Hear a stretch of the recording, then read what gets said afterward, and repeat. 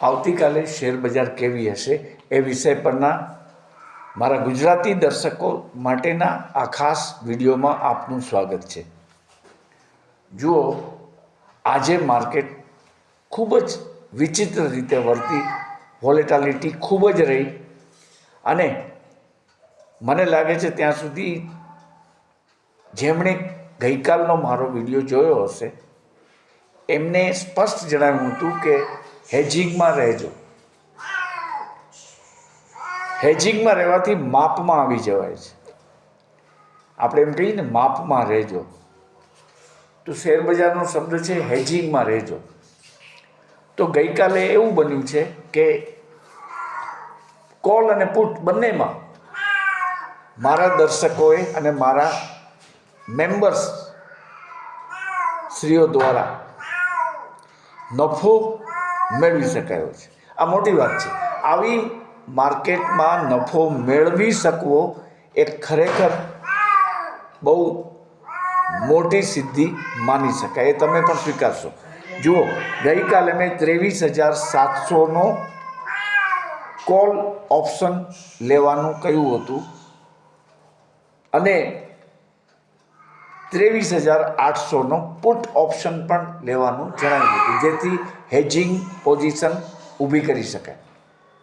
હવે જે 23,700નો નિફ્ટીનો કોલ હતો તે 225 રૂપિયામાં મળ્યો સવારે અને તેનો ભાવ 302 રૂપિયા સુધી પહોંચ્યો.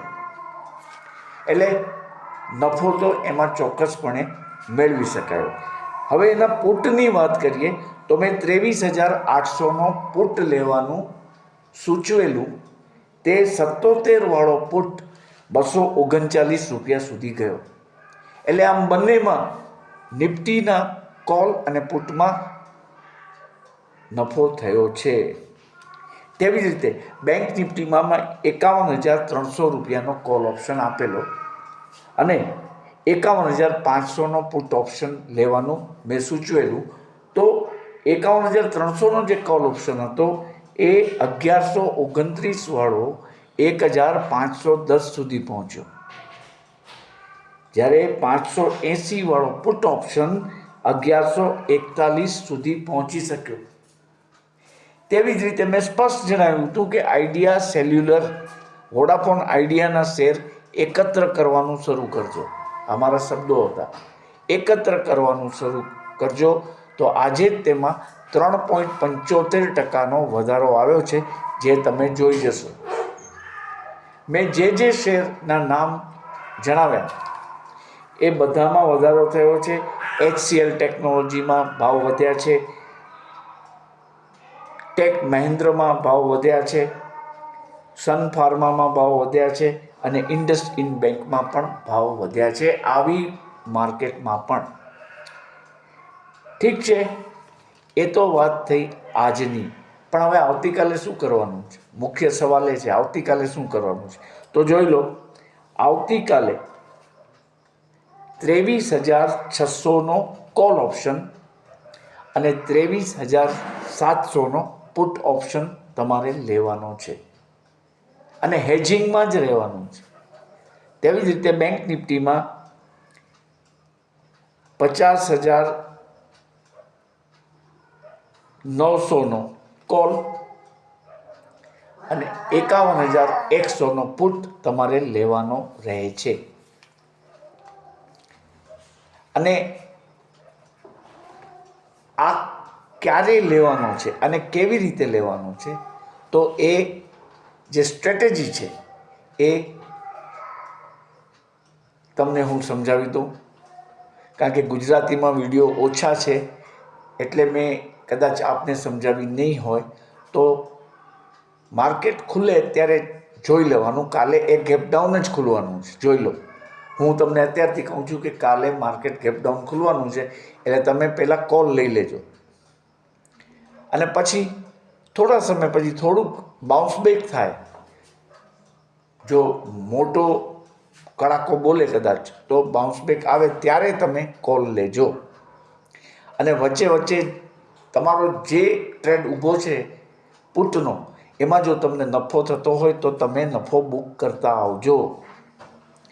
એવું જ તમારે બેંક નિફ્ટીમાં કરવાનું છે. એ સિવાય આઈડિયા સેલ્યુલરના શેર એકત્ર કરતા રહેજો. વર્ષાંતે તેમાં મોટો નફો થશે.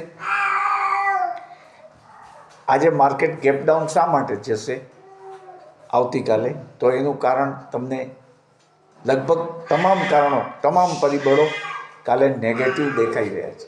જુઓ, ડાઉ જોન્સ અને નાસ્ડેક બંને ખાસ્સા માઇનસમાં ચાલી રહ્યા છે. ભારતીય કંપનીઓના જે એડીઆર છે યુએસ સ્ટોક માર્કેટમાં લિસ્ટેડ, એ પણ બધા નેગેટિવ ચાલી રહ્યા છે. અને સૌથી મોટી વાત, ઇન્ડિયા વિક્સમાં ખૂબ મોટો વધારો થયો. 13 પર ચાલી રહેલો ઇન્ડિયા વિક્સ અત્યારે લગભગ 18ની નજીક પહોંચી રહ્યો છે. એટલે બહુ મોટો આ સંકેત છે કે માર્કેટમાં એક જંગી ગિરાવટ આવી શકે છે. A big fall is expected on the last day of the year 2024. તો આ વાત ધ્યાનમાં રાખવાની છે. ટ્રેડ ખૂબ જ ઓછા કરજો, સમજી વિચારીને કરજો. ઓવર ટ્રેડિંગ નહીં કરતા, કારણ કે માર્કેટમાં હજી ઘણી તકો મળવાની છે. એક દિવસમાં કંઈ કોઈ આમાં ખાટી લેવા જેવું હોતું નથી. જો તમે મારી ચેનલ જોતા હો તો તમે એમાં સબસ્ક્રાઈબ થઈ જાઓ અને સબસ્ક્રાઈબનું બટન દબાવી દો, બેલનું બટન પણ દબાવી દો. તો દરરોજ તમને કોલ ઓપ્શન, પુટ ઓપ્શન, અધર સ્ટોકના ઓપ્શન અને હાજર ડિલિવરીમાં જે શેર ભેગા કરવાના થાય છે તેના વિશેની માહિતી તમને મળતી રહેશે. અને જો તમે મેમ્બર બનવા માગતા હો તો તમારે માત્ર ને માત્ર 159 રૂપિયા, જે દર મહિનાની મેમ્બરશિપ ફી છે, એ તમે મોકલાવી શકો છો મારી ચેનલ જોઈન કરીને. તો હું આશા રાખું છું કે આ વિડીયો તમને ઉપયોગી થશે અને કાલે પણ હેજિંગ સ્ટ્રેટેજીની મદદથી તમે નફો મેળવી શકશો. તો મારો વિડીયો જોવા બદલ હું આપનો ફરીથી આભાર માનું છું.